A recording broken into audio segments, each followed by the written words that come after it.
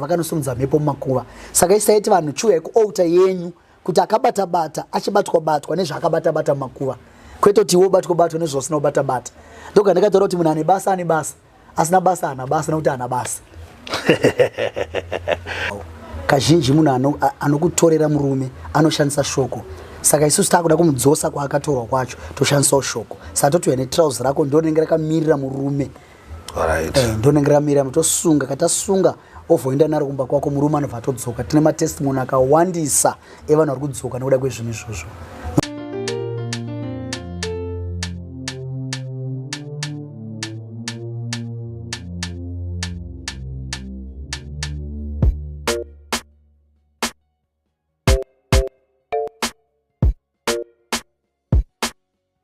Hello Muri Zimbabwe and welcome to Zim Reality ITV. My name is DJ Sparks. Tipanapa pa TV pa television and tobata nyadza kasiyana siyana. I'm back again with my favorite prophet from Mfakos. Takutana zva Prophet MTK. Why Prophet TK was my favorite? Because wakakwanisa kusa church Mfakos muzvigure. So ndogara nguva zhinji ndichitry kuti ndi tsvage nekuziya zvinenge zvichiitika kuchechi kwavo nezvinenge zvichiitika kwavari. Saka pane nyaya dzangu dzandinadzo dzandakanzwa dzinochitika muFakosi munomu uyezve zvavari kuita kuchechi kwavo. Saka ziso rangu seziso renyegare rakabva kuchechi kwavo togara tichingori up to date nezvinenge zvichiitika ikoko. Togara ndakatarisa ikoko ndobva ndauya ndobva ndatanga kutaura navo kuti tinzwisise zvinenge zvichiitika. Pane nyaya dzakasiyana siyana. Yekutanga yacho kwaProphet MTK kukusungwa matrauzi. Kana murume wako achinge akaenda wakasungwa trauzi anodzoka chete. Saka right now timbotaura nawo timbonzwa kuti zvinombofamba sei, but before get wakokotedze muchirongwa. Prophet muri sei? Aiwa makadi henyu tinotenda nekuya kwamaita. Aiwa munozviziva Prophet kuti ndindowanzouya kuno ndakangoziva zvikuitika chete. Ndida kuti muri Zimbabwe igare ichiziva munowanzouya nezvakasiyana siyana. Last time pane statement ndanga ndichipisa painternet tine nharo nezvine nharo. Ndiri pane mwana makataura kuti last time kuti zvinorema zvakarema, ratidzawo kuti unorema pazvinouyawo zvinorema. Mazvinzwa guys. So Prophet mangwanda uya so nendine nyaya dzandanzwa dzanoita kuti mumbo clarify kuvanhu ngati mumboudza vanhu zvese zvichimbedza famba sei. Mareza pfuura pane kavidhio kandakasangana nako kandaiona palive kuti muri kusunga matrauzi kana murume achingaenda munosunga trauzi iri nemumasquare murume anodzoka nezvimwe zvimbedza famba sei. Ya chinoitika ndechekuti chasungwa pano pasi nekudenga chinenge chasungwawo. Kazhinji munhu anokutorera murume anoshandisa shoko. Saka isusu takuda kumudzosa kwaakatorwa kwacho toshandisawo shoko. Saka totouya netrauzi rako ndonenge rakamirira murume. Ndonenge ramirira tosunga, katasunga ovhoenda naro kumba kwako murume anobva atodzoka. Tine matestimoni akawandisa evanhu vari kudzoka nekuda kwezvinhu izvozvo. Nokuti chinonetsa ndechekuti varume vakawanda vari kuroora, asi varoora vari kuzosiya vakadzi vacho. Saka nhau iripo ndeyekuti sei munhu anenge akatodzidza akaita form 5 form 6 obva atotadziswa kuti zvakufanira kunge uchiita nemurume, obva anzi ndakuda, asi wazomuda wakumusiya futi. Saka shungu dzedu isusu kuti akabata-bata ngaabatwe-batwe nezvaakabata-bata. Right. But inyaya yekungoti ndazwa muchitaura kuti zvoni iye anenge akatora murume wako ndika anenge akashandisa mashoko, imi munozongoshandisa mashoko. Imimi inyaya yekungoti munenge muchingotaura mashoko, inyaya yekungoti chero munhu haada here anongotaura mashoko, kana kuti imimi pada vanhu vari spiritual. Ya pada vanhu vari spiritual asingori mashoko chita ese anotaurwa nesimba. Mashoko atotaura ese anenge ane simba, anenge ane double portion of anointing. Zodzo runodzosa munhu kumba. Kana munhu adzoka kumba ochitenda nokuti taneta nekunamata pasina results. Zvinonetsa kuti munhu unamatirwa murume asikukumba hapana chinobudirira. Saka takambopedzera dambudziko rake chekutanga apedzera dambudziko rake anotera kuna Mwari apedza dambudziko. Saka handisamukuona vanhu vari kuzara kuchechi kusana nokuti vari kuona zvinhu Mwari anopedza matambudziko, saka vari kuuya. Ndapanzise papo. Pane imwe nyaya futi ndofunga muswe pawikendi ipapo ndine video ndakaona muchifamba mastreets eMuFakosi. Wati muFakosi inzvimbo yatinotya yatakanzwa nyaya zvigure nezvigure zvichinzi zvine mushonga but ndakaona kuti pane pamaifamba pachiimbwa vachifamba mastreets chaitika. Chaitika ndechekuti vanhu vaida kurakidza vanhu kuti hatina chatinotya. Tada kuratidza kuti haiwa muFakosi inofanira kuti imuke kose. Tibreke mweyo zvigure tichienda kualtar isitotemba nealtar yedu. Saka andusamuna tisingatye. Izaya anoti musatye nokuti ndinemi. Asi tine altar yedu yatinoti akabata-bata. Kana chinga akabata anofanira kubatwa nezvakabata-bata. Saka watiri azvisvike. Samunyora vanhu vedu havatombotya kana kuvhunduka. Saka naipafika muchiti altar mune muchedza kuti muchiti mune altar yenyu mune muchedza kuti maybe wangada kugara kudzikisa kuti no kwa Prophet MT kune altar iriko kana chingauya wangada kuzoendawo pa altar ipapo. Chamoti altar imimi chimbori chii? Inzvimbo yatakangogadzira tangoinamatira kuti nzvimbo tsvene yangofanira altar yatinoparidza tiri kuchechi. Saka takaona kuti munhu akasvika kuti tizotanga kuenda kuchechi tichidzoka, saka tikagadzira pamba pamission house takagadzira altar iripo ipapo kuti munhu akauya neproblem chero tisipo anongonamateka kumwari wopindura. Zvangofanana vari mwezuro pakanzi Jehovah Nisi is the altar, Jehovah Shalom is the altar. Isiso panguva yedu isiso tine altar yedu. Alright. Mune altar yenye mimi. Asi altar itinobvumidzwa here kumuna itoro kana video kuti tiratidza vanhu kana kuti inzvimbo yekuti haifaniri kunge ichionekwa nevanhu. Aiwa, inofanira kuti ionekwa nevanhu. Kana yakusonekwa nevanhu haisisiri altar. Nokuti altar inotoda vanhu. Saka pamaifamba pape makazofamba masitiri mamazosvika pamazoenda paaltar. Taifamba masitiri kuti vanhu vazive kuti aiwa kune chechi inonzi Born of Prayer Ministries. Tapedza kudai tazoya paaltar. Asi chinangwa chaiwira ni paaltar inyaya yekuti nyamavhuvhu anovhuvhuta mhepo. Samuri kuona nyamavhuvhu panovhuvhuta mhepo hapasiro panofa munhu. Vanhu vese muna Agasti vakapinda makuva vachinosumudza mhepo. Saka kana vachinge vapinda makuva kutanga October, November, December kutanga kufiwa. Asi zvinhu zvakaitwa pama-altars vakanosumudza mhepo mumakuva. Saka isaiti vanhu chiuyai kualtar yenyu kuti akabata-bata achibatwa-batwa nezvaakabata-bata mumakuva. Kwete kuti iwe ubatwa-batwa nezvausina kubata-bata. Ndoga ndakataura kuti munhu ane basa asina basa ana basa nokuti ana basa. Mane basa ne basa asina basa ana basa nekuti ana basa. Asi ane basa nekuti anouya nezvine basa ari munhu ane basa. Alright, ndazvinzwisisa tinge panyaya yezvaitika mastreet because I was worried kuti maybe makuita zvitwa kuroma zvokufamba nemurara muchifamba mastreets muchiratidza vanhu, but still ndayatsonzwisisa the picture yezvinenge zvichiitika. Ndine nyaya yandakaona yemaenzi vakabva kuMozambique, mapastors akabva kuMozambique achiuya kwamuri. Zvichifamba sei? Nguva yekuzoita sei? Ma-spiritual son chichine chiitika? Chinoitika nema-spiritual son chinoitika ndechekuti unenge uchiita ministry. Asi ministry ona kuti kuita 10 years 9 years ingona vanhu 4 chete. Zvangofanira chero munhu akanzi aita mwana 1 unofanira kuita mwana wechi2. Pane pato nedambudziko asi vanhu vaMwari havazvitende izvozvo. Havatotenda, havazvitende kuti kana uchiramba ngori 5 pane zvinhu zvekutoleka. Saka ivo vakabvuma kusubmit kuti ngatiende kune munhu anenge ari kumbopushawo. Ndobva tanamata navo muzita raJesu ende ministry yavo yakukura zvisingaite. Kumwe vari kumanika, mwari kuteta, asi vese vari kutenda kuti aiwa ministry yakukura. Zvakufamba. Saka ma-spiritual sons enyu amune muchinamatira muchivanamatira muchiita sei? Ndizvozvo.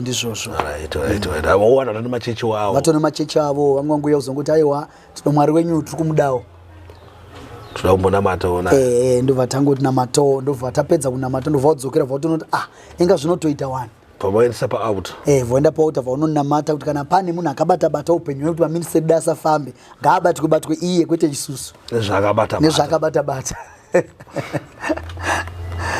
Alright. Saka naye Prophet MD matambudziko emimi tine nyaya yatogara tichizviga zvindinetsa izvozvo. Pane zvinhu zvatinonzwa pasocial media like recently pane mwana ainzi akaroiwa mwana anditika obva atanga kuzvimba dumbu ande kusvika atozofa. But imi sema-men of God hamunzwi here nyaya dzakadaro, hamuna zvamunokwanisa kuita uye kuti mukwanise kubatsirawo vanhu vakaita sevavo kunyange nematambudziko ainawo mungovabatsira kuti zvakaipa zvisaitika pavari.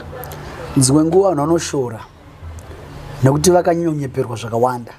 Ndoga ndakataura kuti wakaenda kuna makanika uchigadzirwa mota yako, makanika akatadza kuona dambudziko riri pamota, zvinoti hakuna makanika achaona dambudziko iroro. Asi vanhu vanokurumbidza kushora nekutaura zvakaipa. Saka vanhu ava vasvike kwatinenge tiri kuti vabatsirewo. Saka vanogumira munzira. Votofa kuti vachiri munzira. Kana vanozosvika vatokanganiswa kana munhu aakuda kutofa. Vanenge vachishora zita rongonzi Mufakosero ndiro rinenge richishorwa. Asi akauya kuno ane testimony. Right.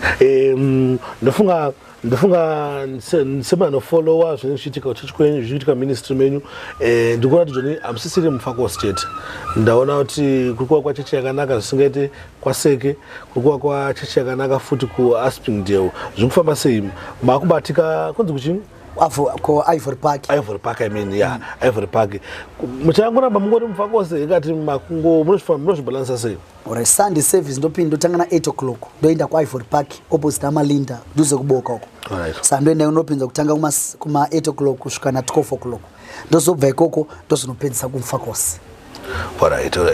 Maybe kuna rupaduze nekoko vanongoda kuyo kuchechi kune namba dziri kuku here ikoko kusati kubuka kana kuti apakatsinge dziripo mwana ngodzudza muri Zimbabwe kwa Ivory Park is 0710 818 248 ndo namba dzakuti kana maida kuenda kwa Ivory Park ida kunzwa kuti program dzakamira sei chechi kutanga nguva kupera nguva everything zvino maSaturday kokutoita ma 1-on-1 kana kuti inezvo vanhu vakutowanda saka tichakwanisa kuita ma1-on-1 takuti anonzi delivery service Saturday Sunday tendine service kwa Ivory Park ikoko. Alright. Kumufakose kana ari munhu wekuti mebari padhuze pana marimba pana cheda kuyo kumufakose anokubata pana padzima kumufakose unotibata pa 0776 877 838 0776 877 838. Alright, muri Zimbabwe ndizo namba dzekutaura pana namba dzeku Ivory mufakose pane mufakose na Ivory namba dzese dzitachingodzinyora pa screen so that kuna mwana unokagonzwawo unowana kana kuposta video then obva wakopa namba uzofona kana pachinge paine zvada kuziya more about zvatikutaura panapa dzemufakose dziripo dzaIvory dziripo saka mungodzona namba idzodzo pa screen saka munhu waMwari ndoda kutendai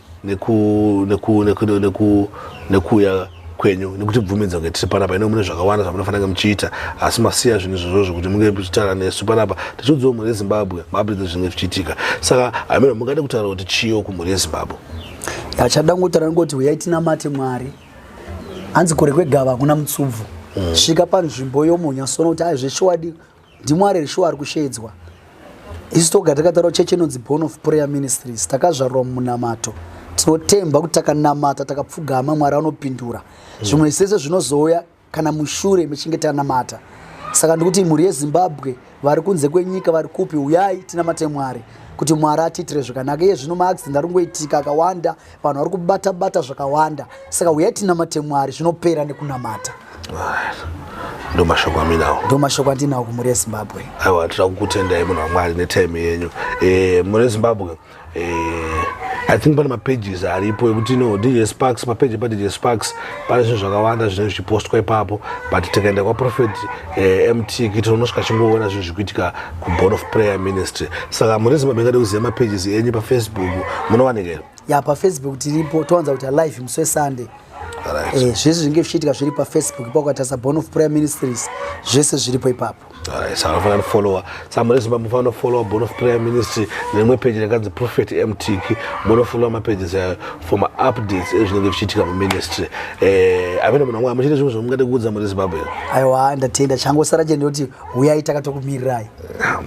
Saka muri Zimbabwe thanks for watching, thanks for supporting Zimu Reality ITV kwachingochitiona ku YouTube kwachingochitiona ku Facebook page yedu yakanzi DJ Sparks ZW. So guys rambai muchingoti follow rambai muchingoona zvatiri kuita but before musamba follow DJ Sparks please follow Jesus Christ saishe namuponese upenyu hwenyu zvinokuitirai zvakanaka ndosaka ndichiuya nemaprograms akadai Man of God sandaenda ndinowanzoita problem nevanhu vanoti makutigira maprofets enyu makuita sese makuita sei but dambudziko rindikandiri kudayo kana uchingosina problem unoona kunge tikutamisa time unoona kunge zviri important asi musowo unoita dambudziko ndo musowo tarangarira kuti DJ Sparks wakamboposta Prophet MTG saka muri Zimbabwe unoona kunge iwewe usingabelieve izvi andika iwo mirira podcast tichaisa podcast unoona usingabelieve it's a TV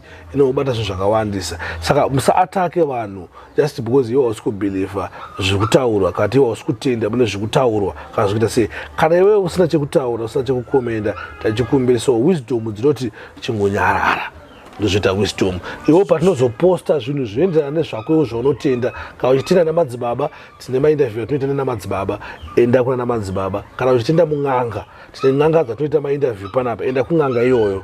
Kana uchitenda maprophets patinoenda namaprophets, enda kumaiyo. But kazhinji kacho ndoziva kuti munhu anoshora munhu asina dambudziko. Kusvika musi anoita dambudziko, munhu asati ambonambota nemwe mutaura achiti munhu asati aroyiwa Sparks ndiye anotaura zvese izvi. Munhu aroyiwa chaizvo chaizvo. Anyway, ndakutaurisa ndopesa nda emotional because kuna mwana wangori there just to attack my man of God. Kuna mwana wangori there just to attack vamwe vanhu. But there's no point kuti muataka vamwe vanhu. If kana usingazvifarire usayo kana utanyatsobhowekana chaizvo chaizvo chekubaya pakanzi unfollow bvoenda toona kuti tingaite sei. Anyway, muri Zimbabwe, thanks for watching. Always remember, fear not, sin not. Wakabatwa bata, ngavabatwe batwe nezvawakabata bata. I am out.